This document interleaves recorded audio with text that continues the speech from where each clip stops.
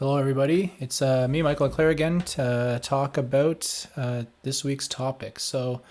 Um, got a little checklist right there of some things we're going to be going over. We got the midterm review that I'm going to go over quickly, as well as environmental sustainability and government policies, which is what we'll be discussing this week. And then after that, I will just quickly discuss the Surviving Progress video, as well as the quiz associated with that will also be assigned after this week, and will be due at the end of next week. So without further ado, let's just get right into the midterm review. So I'm going to go through every single question individually. If you want to listen to this, then feel free. If you don't, then by all means, just skip right ahead to the actual lesson that'll be further along. So the first question was 200 years ago, there were less than 1 billion humans living on Earth. Today, we are at approximately blank people worldwide. And the answer was 7.7 billion. That one's pretty straightforward. Not going to go much into detail on that kind of thing. Clearly, it's not 20 billion and 77 billion. That's quite a large amount of people. Earth probably couldn't sustain that. The next question was biocapacity refers to how much waste material from humans that a region can absorb. And so that was true. So biocapacity also relates to an ecosystem's capacity to produce biological weapons. A little bit too much thoughts on Ukraine and Russia right now, I guess. To produce biological materials used by humans, as well as its ability to absorb waste materials. So it's both. But this is definitely one of the things that biocapacity refers to. If the questions are not in the order that you remember, that's fine. I randomize the order of the questions, so this just happens to be the order that I'm going to be answering them in, so have no fear on that. You saw the same questions. The next one was damage done to the ozone layer is unfortunately permanent, and the hole that exists over Antarctica will not recover. This is, of course, false. It is not permanent. The ozone layer can and has been replenishing itself. However, it requires the help of banning ozone-depleting chemicals because those chemicals removed ozone faster than ozone can actually replenish itself. So, next question is, how is ozone naturally produced? The answer to that is it undergoes photolysis, which involves UV radiation splitting oxygen molecules apart, and the free oxygen combines with another oxygen compound to form ozone. Photolysis is the act of actual rays of light from the sun, which is the UV radiation splitting the oxygen molecules apart. The others are just made up. Mutualism is an interaction where two different species benefit. And the answer to this is true. An example could be humans and dogs as an example. Of the following options, what best describes what biodiversity is? The answer to this is the amount of diversity or variety that makes up a biome. The next question is, originally there were 29 reindeer introduced to St. Matthew Island in 1944, and by the summer of 1963 there were 6,000. That winter saw a crash die-off until there were less than 50 animals remaining, only one of which was a male. What was the reason for the crash die-off? Well, the answer is the women reindeer had finally had enough of the men and murdered them all. No, the actual answer was their food supply disappeared, causing mass starvation. R41 or R410A refrigerant can be used in R22 air conditioners as a replacement since R22 refrigerant is being phased out. The answer to this is false. This was a tricky one because R22 is being phased out. However, R410A cannot be used in an R22 air conditioner since they operate at different pressures. You would need to retrofit or convert that actual R22 equipment or just replace it entirely with one that uses the R410A. The Montreal Protocol is a treaty designed to phase out blank, such as R22, by blank. And the answer is ozone-depleting substances, 2030. So Montreal Protocol is a treaty designed to phase out ozone-depleting substances, such as R22, by 2030.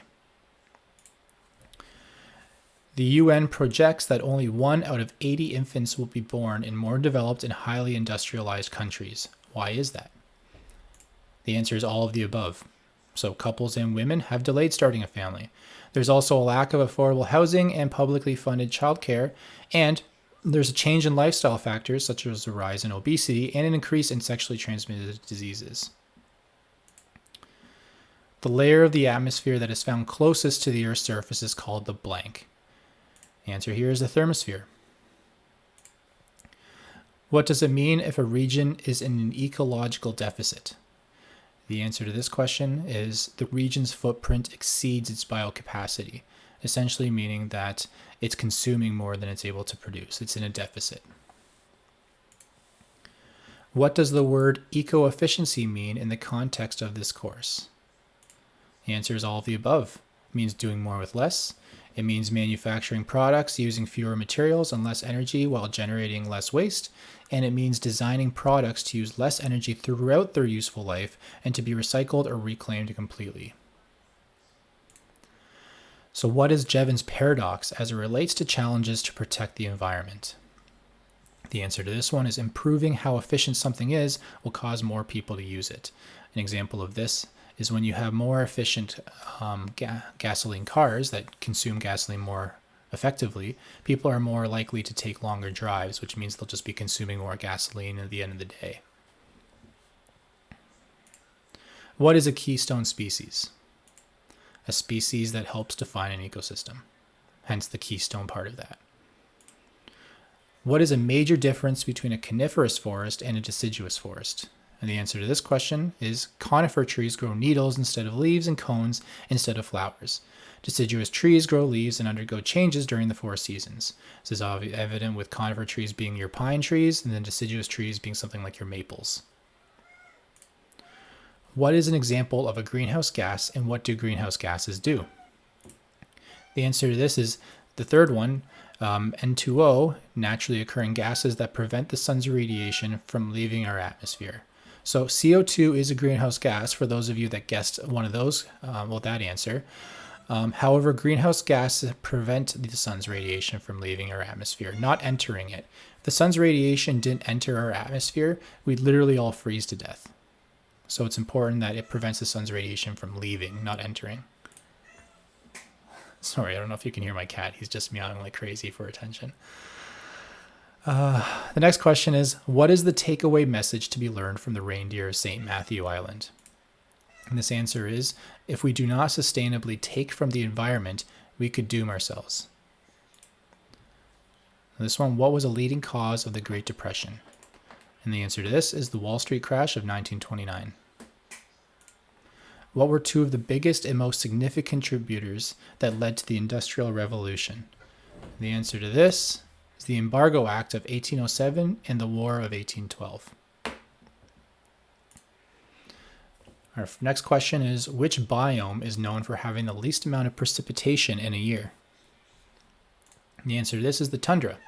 The tundra might look like it gets more rain, but in reality it doesn't. If you look at the slides in one of the earlier presentations, you'll see that the actual volume of precipitation the tundra gets is actually less than a desert. Its environment promotes retaining that rainwater better than the desert will, but overall it gets much less rain than even the desert does.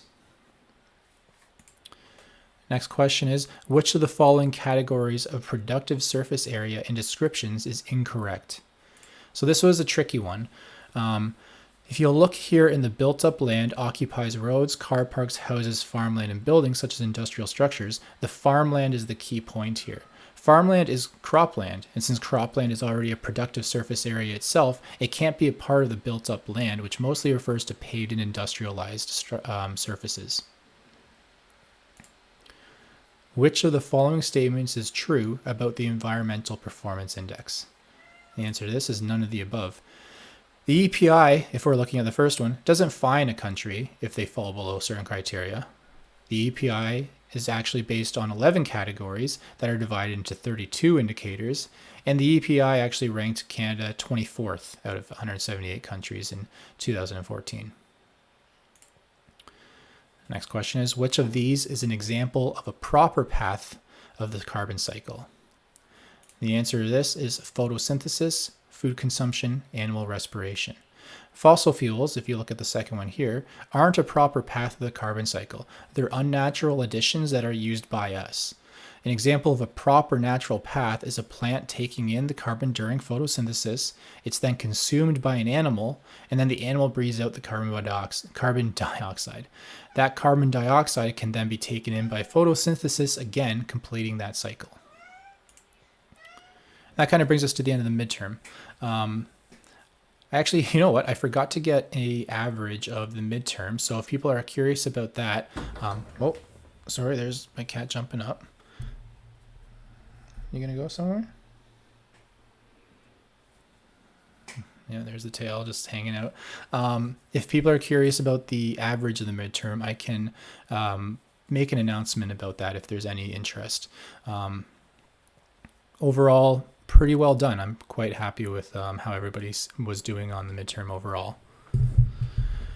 So with that being said, we'll get into the actual topic for today, starting with sustainability.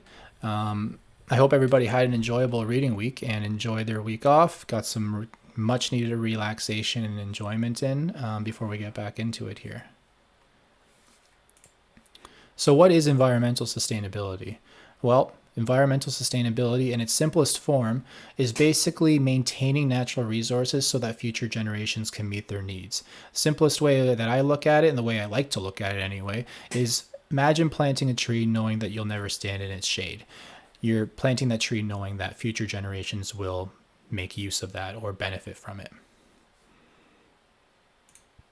Here are a couple examples of environmental sustainable practices that we do on an almost daily basis. Maybe not as specifically, but we as a society. And I'm going to go into these ones in particular. There are more, but these are just the 5 that I'm going to discuss in this topic. So the first one is crop rotation. For any of those familiar with farming or even just gardening yourselves, you might be familiar with the idea of crop rotation. It's the practice of planting different plants in the same area across a period of growing seasons. A popular and common example is corn and beans. So corn consumes a lot of nitrogen from the soil. However, beans will return that soil back into the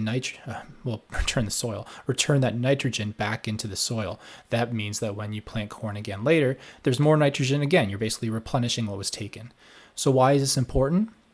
If a farmer or gardener plants the exact same plants in the same place year after year after year after year, the same nutrients will be drawn out of the soil. If we use corn as an example, corn will be drawn out the nitrogen year after year after year until you have no nitrogen left in the soil. And that will lead into our third point there, where fertilizers and pesticides will become necessary to produce high yields. Because if there's no nitrogen left in the soil because you've been planting corn year after year after year, then the corn's not going to be able to grow anymore because there's no more nitrogen that it needs. So to combat that, farmers would start needing to use fertilizers to basically input nitrogen back into the soil. It's a lot easier to just grow some beans, on off years or in different periods of the harvestable season in order to get some more nitrogen back in. Much more sustainable and a lot better for the environment because fertilizers can run off when rain and cause a whole host of issues. Additionally, if you grow the exact same thing year after year after year, pests and disease will be more likely since their preferred target is always available. It's the idea of if something's just always there, it knows where to find it. So pesticides then also become a thing, which, everybody knows, you have to wash a lot of your fruits and vegetables when you buy them. Pesticides and herbicides and things like that are a big reason for that. So therefore, there's the following benefits to crop rotation.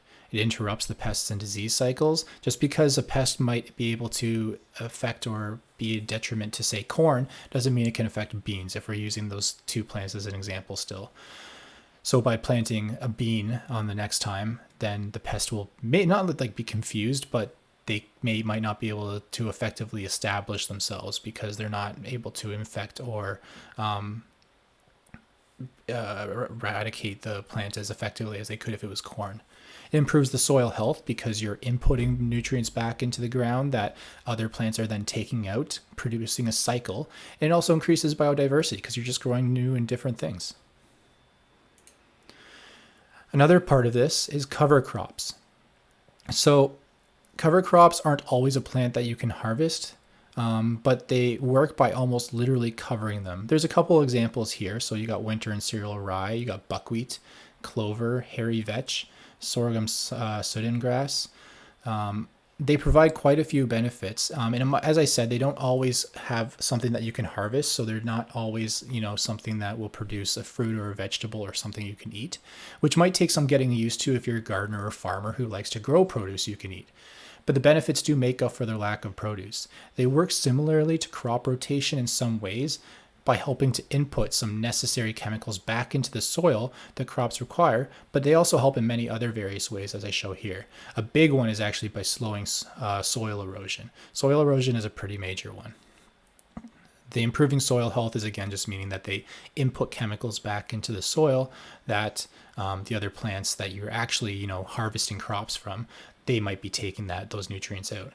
They enhance water availability. They smother weeds, which is a kind of, for anybody that has garden knows how big of a point that might be. Same with the controlling pests and diseases. And again, they increase biodiversity. Another major one is waste reduction. So this is your reduce, reuse, recycle. Anything that reduces waste by using less material in the first place can be considered waste reduction. The end goal is that more of our waste is diverted from a landfill and brought somewhere else.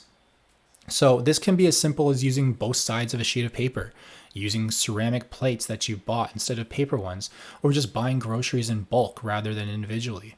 Companies do this too by using less packaging or using recycled material where possible. You've probably seen this on, some of the packaging material that'll say 50% recycled material or something along those lines.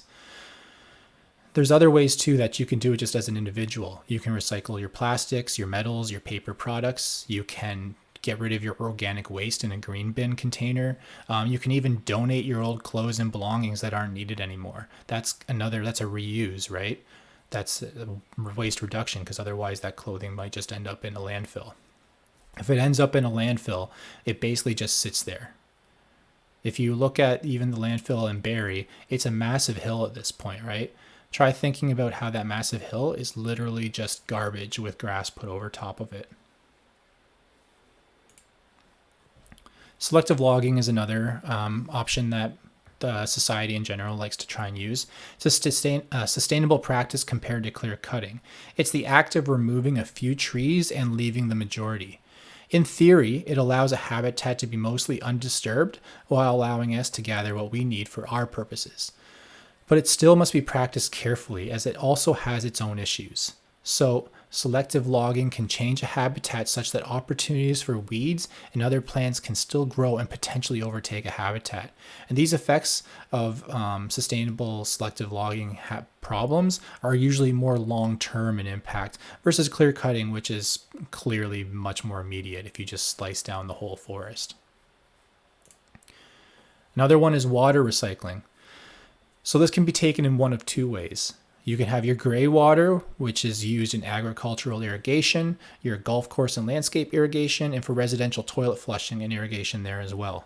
Or you can have the process by which water is treated and cleaned in a water treatment plant, consumed by us humans, and then cleaned again in a wastewater treatment plant before being sent back into the environment to be cycled back towards consumption again. As much as we probably don't want to think about it, water is a finite source, right? There's only so much of it flowing around us. We're blessed in Canada to have as much clean, fresh water available to us as we do, but that water that you're drinking that tastes crisp and clean and refreshing is likely very, very, very old. Who knows? Maybe that water you're drinking at one point was also drank by a dinosaur in the past. So what is gray water exactly? Gray water is basically all streams except for toilets. So it does not include fecal matter. So it's stuff like from your kitchen sink, from your dishwasher, laundry, your showers, rainwater collected from roof gutters in some cases where you have connected storm to sanitary. That's what gray water is. So use of gray water is important to reduce the strain on demand for fresh, clean water. It's used in situations where potability, so it's not getting, consumed by us, is not important, which makes sense in a way, right? If we're going through the process of cleaning and filtering and sterilizing our water, do we really, really, really care if it's, if it goes through that whole process to end up in our toilet? right? It's gray water in that case is perfect for this. So I'm not going to go into tons of detail about this since there's actually a water treatment and a wastewater treatment course that goes into a lot of this stuff in a lot more detail. However, I'll explain this in rough terms for your understanding. So this is your freshwater lake, obviously. And then over here, we've got your water treatment before it gets used by us. And then it goes into wastewater treatment and then back out into the lake. So this is kind of how it works.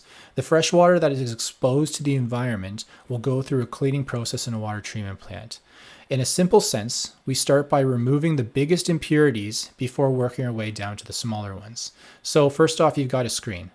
And that will filter out your large oddities. So rocks, sticks, things of that nature. After that, it goes into what's here, the coagulation and flocculation, which actually adds a component to the water that causes material to condense together into larger components. Typically, things that made it through the initial screening here may be small enough that they stay suspended in the water, especially if it's moving along. Because if you imagine, this is literally like a ride, right? The water is just moving from stage to stage to stage, so it's in constant motion for the most part. You've probably seen this in streams and rivers where dirt and other things remain suspended in the water just due to the water moving, right? The coagulation here bonds the dirt and other things together into larger masses, basically like a congealed mass in some forms. And then the water makes its way into a tank, your settling tank here, that stops most of its movement. And that allows that dirt and other stuff to just, settle down to this bottom here and rest. The clean water at the top then is then made its way through another filtration step here, which gets rid of any, smaller and smaller pieces. And then finally disinfected with chlorine, fluorides too, and sometimes even UV light to break apart bacteria and other harmful pathogens. At that point, you've got your clean water, which makes its way to us. We can drink this, we use it in our showers, toilets, whatever it is. Whoop. After use, it is then sent through sanitary lines to a wastewater treatment plant. It has some of the same kind of processes as water treatment if you look closely. There's the grit removal and there's the primary settling, which allows larger waste to settle out of the water. And then a lot of this waste can actually be used in what's called an activated sludge compound. Which is basically highly concentrated microorganisms that will digest and degrade organics and remove nutrients from the water. That's what the biological treatment uses. It then makes its way to the chlorine contact basin where the water is further purified and at that point is considered clean again and can be sent back out into the environment to begin the cycle all over again. And there you got your cycle. In a nutshell, that's basically how water goes through our system from lake to water treatment to we use it to that gets treated then because you don't want to send the water with our feces basically floating in it back out into the lake, and then after it's treated it's put out into the lake again and then continues along. The next one is green spaces. So trees and plants are natural filters. Even adding just a few plants to your own living space can actually help improve air quality in your own home. The easiest way to sustain the environment, though, is, as you pretty much would imagine, is don't just chop down the environment, just let the environment grow. So you got your hiking trails, you got forests, parks, beaches, etc. Basically any natural green space you can think of is a great idea. As I said, with the trees and plants being natural filters, green spaces in cities help improve air quality quite dramatically. Scientifically, they've been shown to improve mental health, to reduce mortality, to reduce even obesity and diabetes. And they reduce what's also called the urban heat island effect. The urban heat island effect is when natural land cover is replaced with dense concentrations of concrete, buildings, and other surfaces that absorb and retain heat. Everyone here listening probably knows how hot pavement can get on a hot summer day, right? It really retains the heat that it absorbs from the sun. And so that heat, if you can imagine an entire city just collecting all that heat and absorbing it into the concrete, that can tell you what the urban heat island effect is. It'll help mitigate climate change and it promotes healthier lifestyles. So it's just kind of a win-win. And that brings us into government policies. So today we're only going to be talking about a specific one, a Made in Ontario Environment Plan. So I'm going to preface this entire conversation, I guess, by saying I'm not going to get into the politics of it all, conservative versus liberal versus NDP or any of that. Everybody is welcome to believe what they want. I'm strictly going to try and stick to the facts about what they plan to talk about or plan to combat in their Made in Ontario Environment Plan, and let people come to their own conclusions. So if you go to the website itself, actually, you'll see these same 7 points brought up by the government of Ontario. So we're going to go through them step by step. So the first one is reducing the amount of waste that goes to a landfill. However, it's been noted in news articles that remaining landfill space will be exhausted by 2036.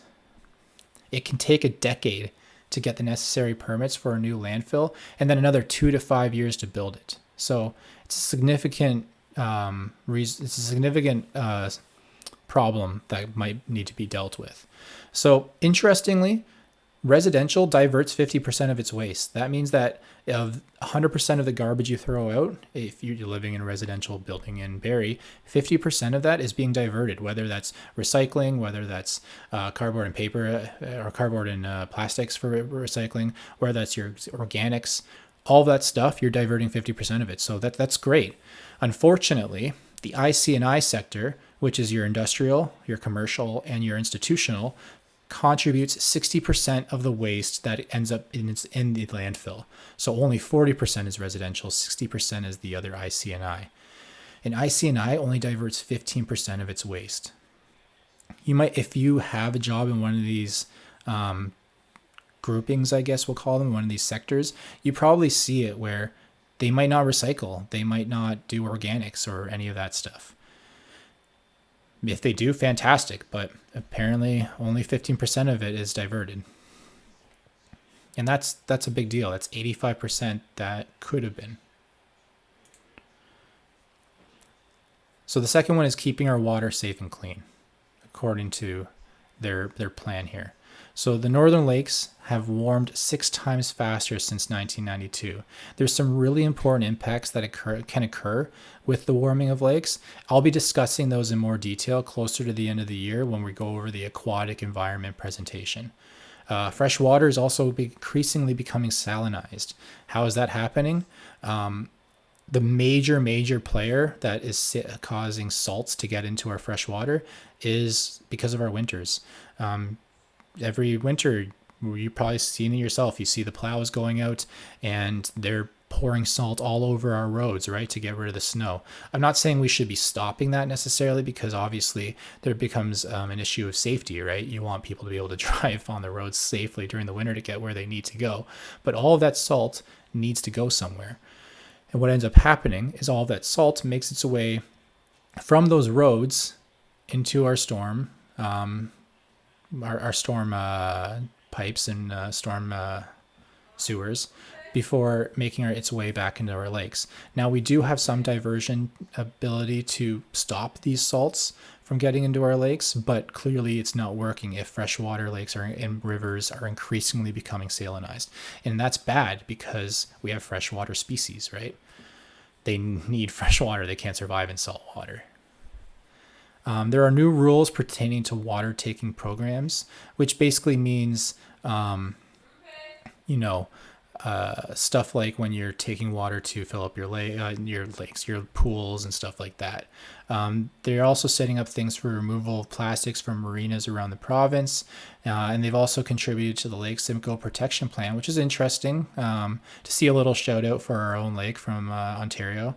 And then they also invest in the projects to protect the Great Lakes, such as the Great Lakes Local Action Fund, the Canada-Ontario Agreement on Great Lakes Water Quality and Ecosystem Health, and the Canada-Ontario Lake Erie Action Plan. Their third thing is protecting our air. This is a very important one for obvious reasons. It's important for climate change, but it's also just important for our own health. Cities are usually more heavily impacted by air quality due to the IC&I sector, which is more likely to contribute a lot of the potentially dangerous chemicals into the air. Ontario is also heavily affected by the United States emissions. Air is unfortunately, as you can imagine, not it's not stopped by borders or anything like that. It can just freely, move around where it wants. And unfortunately, the wind can often cause some of the emissions from the United States to make its way into Canada, particularly a lot of the cities that are close to the border, such as, New York, Detroit, those places. On this chart here, there are several different trends, as you can see. Canada-wide air pollutants emissions trends over time. So there's the sulfur oxides, the nitrogen oxides, our volatile organic compounds, and the fine particulate matter. So first off, I'm just going to discuss them quickly, but you got your ozone, which is, exposure can cause respiratory symptoms such as throat irritation, coughing, shortness of breath, reduced lung function. It can also aggravate asthma. You have fine particulate matter. It can negatively impact heart and lungs and can lead to health issues such as asthma attacks, chronic bronchitis, and even heart attacks in severe cases. You also have your sulfur dioxide and sulfur oxides in general, which can negatively impact respiratory health, including lung function and airway inflammation. People with asthma are especially vulnerable to this one. And it can also be mixed with rain to form sulfuric acid rain, which is deposited into soil and water and can further cause issues that way. You have your nitrogen oxides, which short-term exposure can cause decreased lung function, airway inflammation, asthma, and chronic obstructive pulmonary disease, whereas long-term exposure may contribute to allergic reactions, asthma development, and may increase susceptibility to respiratory infections. And then we got the VOCs, or volatile organic compounds. Many substances in this group actually have little effect on health. However, those that do can vary very greatly, from irritation, headaches, nausea, dizziness, and asthma, to more severe effects like damage to the liver, kidneys, and central nervous system. And whenever the nervous system starts getting in play, that's a bad one in my books. So this is a quick discussion, can't think of words today. It's a quick video on the cap and trade program that actually got removed by the Ford government. I think it was in 2018. So this is just explaining what the process was behind how it worked.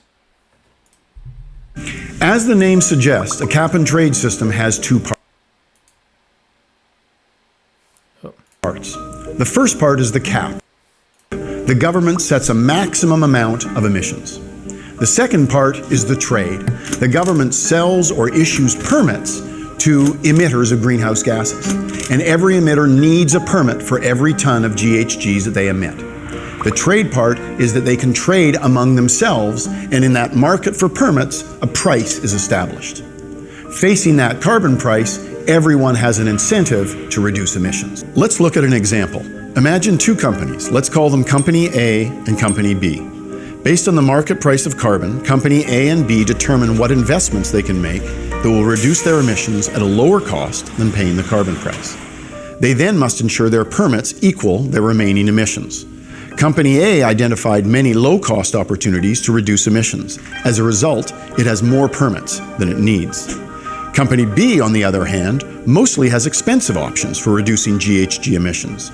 As a result, it wants to buy additional permits. Trading benefits both companies. A sells its excess permits to B. What is the overall impact on the economy? All companies take actions that make sense for them. Collectively, their decisions satisfy the cap, with the low-cost firms doing more emissions reductions and the high-cost firms doing less. The overall impact is that emissions get reduced at the lowest possible economic cost. Okay, so essentially what the main takeaway from that too, I know it's been repealed, but the idea was that by imposing an actual limit on how much they could emit, that's how you were reducing it. You could say you can only emit this many megatons, for instance, and then that's literally all the company could deal with. Well, let me get out of here. There we go. The next one was protecting our natural spaces and species. So they provided $12 million in funding to the Species at Risk Stewardship Program, and they support the wetland restoration and management, which is really important. The wetlands are incredibly important, and they can be considered, in a way, the kidneys of the environment, primarily because because of the way the wetlands are structured. If you just kind of picture one in your head, they actually allow a lot of contaminants and a lot of nutrients and chemicals to actually just filter out of the water itself. Since 2009, the number of approvals for development and other projects that harm protected species has increased by over 6,000%. Number of the species at risk has increased by 22%. Funding for stewardship programs has decreased by 10%, and there was a scathing article reported from the Office of the Auditor General of Ontario. So the Auditor General is basically somebody who works for the government and audits the different departments. So some of the best hits from the Auditor General's report is a lack of dedicated staff to maintain and manage our parks and reserves. Hunting is allowed in protected areas with no information collected to determine their impact. 3 wilderness areas were not protected from logging or claim staking for mining. Environment Ministry hasn't created a wilderness park since 1983 or a waterway park since 2006. Biodiversity is most at risk in southern Ontario, where only 0.6% of land is protected. Only 10.4% of the far north is protected, which is well short of the 50% protection target established in the Far North Act of 2010. So they take, to quickly describe what an auditor is in case you're not aware, they basically look at what you say you're going to do and then see if you're actually doing it in a nutshell. Their next point was addressing climate change. So the goal by 2030 was to reach 143 megatons of CO2 emissions. Currently, we're at 161. So as you can see, we need to reduce our CO2 emissions by 17.6 megatons to reach our goal. Internal estimates by the Auditor General, as well as other internal sources, put Ontario at just 3.4 megatons of emission reductions by 2030, which is quite a ways away from the 16 or the 17.6 that we actually need. This graph here is showing different different impacts of different things. So if we just do the purple line, which is emissions forecast business as usual, if we don't incorporate any changes, we're just going to hover at that 161, 162 for the entire stretch of it. If we start factoring in other things like the low carbon vehicles uptake, you can see now we're lower down. Industrial performance standards, it's even lower. Clean fuels, even lower. It's the addition of all of these things that hopefully will get us to the 143. And what they've noticed here is that out of all of the recommended actions that the Auditor General suggested to reach the goals that Ontario government said they would meet, only 27% have been actually implemented. Another thing that the Ontario government is going to do is hold polluters accountable. So they're going to strengthen enforcement tools and ensure compliance. Basically, what we're getting at is if you break the rules, you get fined. And there are 4 big ways that this works. You have limit exceedance, acute toxicity, spill discharge, and monitoring reporting. So what limit exceedance means is if you surpass the maximum or minimum discharge level as identified in an environmental approval order or regulation. When you go to basically work with anything, there's going to be some sort of environmental approval that has to get filed through that allows a maximum or a minimum discharge level of whatever chemical you're working with. If you exceed that, then there's your limit exceedance and you can get fined. Acute toxicity is when a sample proves to be lethal for a benchmark species. Spills and discharges are when an accidental or abnormal release of a pollutant discharges into the natural environment. We're going to look at a very quick case study in the next slide here that goes over that.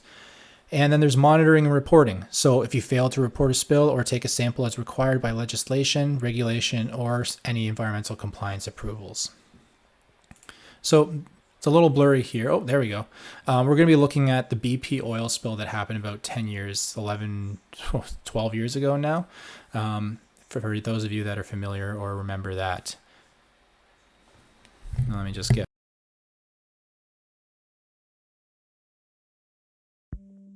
This video marks exactly 10 years since one of the biggest natural disasters in human history. The BP oil spill, known as the Deepwater Horizon oil spill, after the name of the Korean rig that was used, took the lives of 11 crewmen and released nearly 5 million barrels of oil into the Gulf of Mexico. The US Department of Justice issued billions of dollars in fines, and the area continues to recover from the incident today. But who was to blame? What were the long-term consequences? And could this be repeated again in the future? Here's how it happened. Construction of the ill-fated rig began in December 1998 by Hyundai Heavy Industries, a division of the well-known car manufacturer and the world's largest shipbuilding company. Production of the rig was commissioned by Swiss contractor Transocean, who paid $340 million for the ownership, and was completed in February 2001. The rig was then leased by BP on rolling multi-year contracts for deployment in the Gulf of Mexico.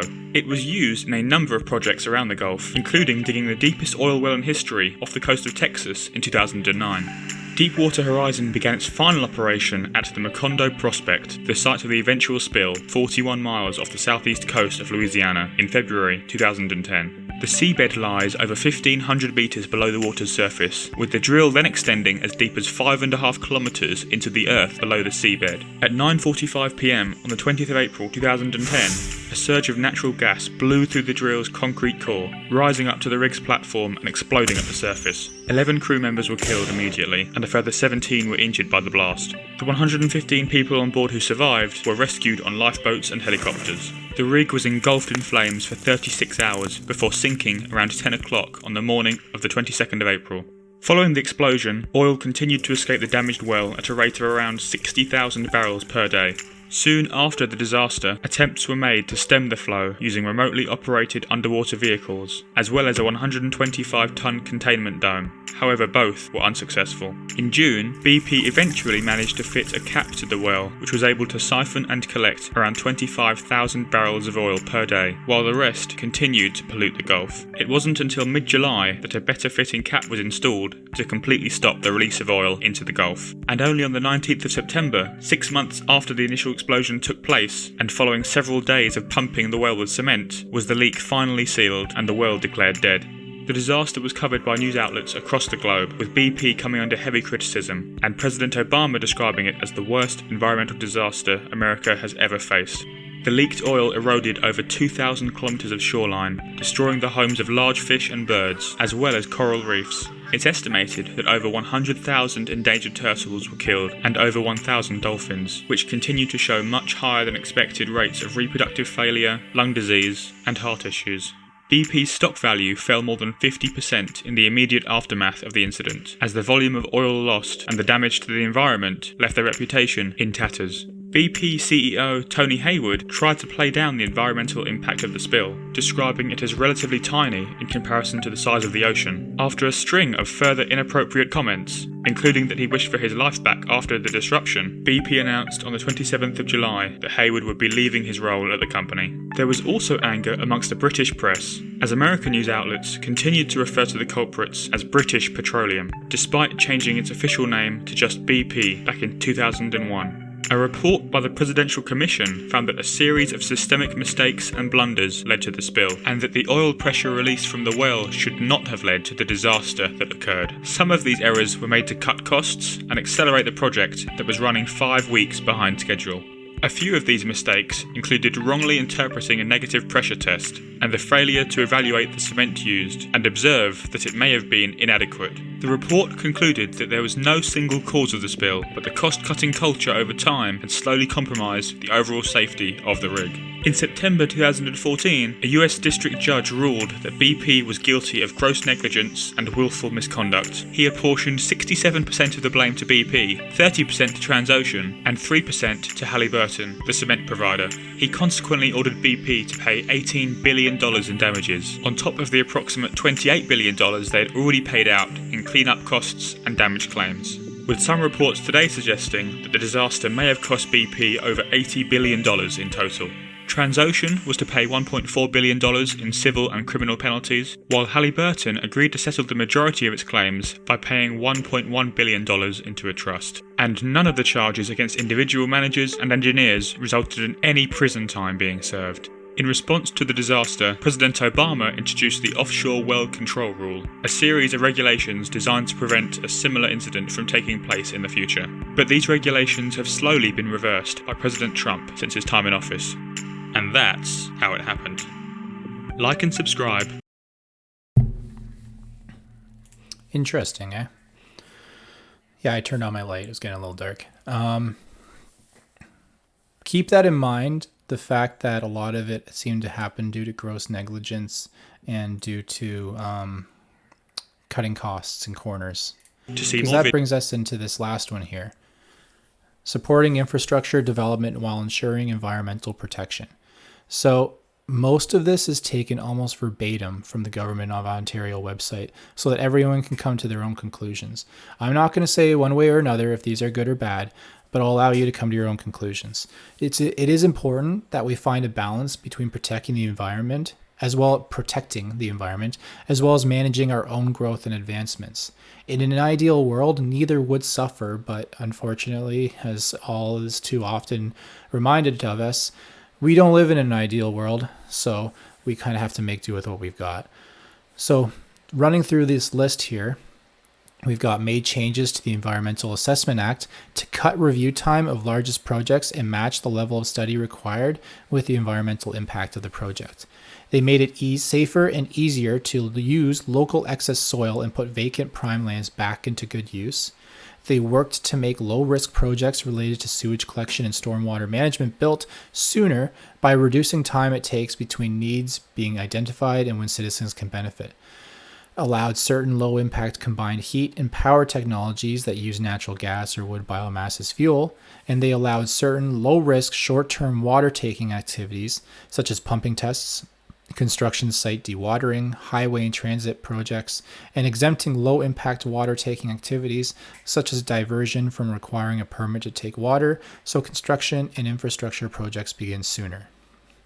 As I said, you can come to your own conclusions on if you think these points are good for the environment or bad. I'm not saying all of them are good. I'm not saying all of them are bad. Might be a mix of both. Might be one or the other. But it is some food for thought on how the government is taking care of our land and our resources and where their priorities lie. And that brings us kind of to the end of this lecture. Next week, we're going to be talking about renewable and non-renewable energy sources. There is a video quiz that will be due March 18th at midnight, so next Friday. It's based on the Surviving Progress video. I will have provided a link for you in the Week 9 folder. So if you find it there, you can take a watch and finish that quiz up. I believe the quiz is about 17 or 18 questions, which are a mix of multiple choice and what's the other one? It's like a check all that are correct kind of questions. Other than that, I believe that's all I needed to talk about. I'm going to scroll right to the beginning here quick. I think there was... Yeah, no, that's all I needed to talk about was the Surviving Progress video and the quiz. So that's everything.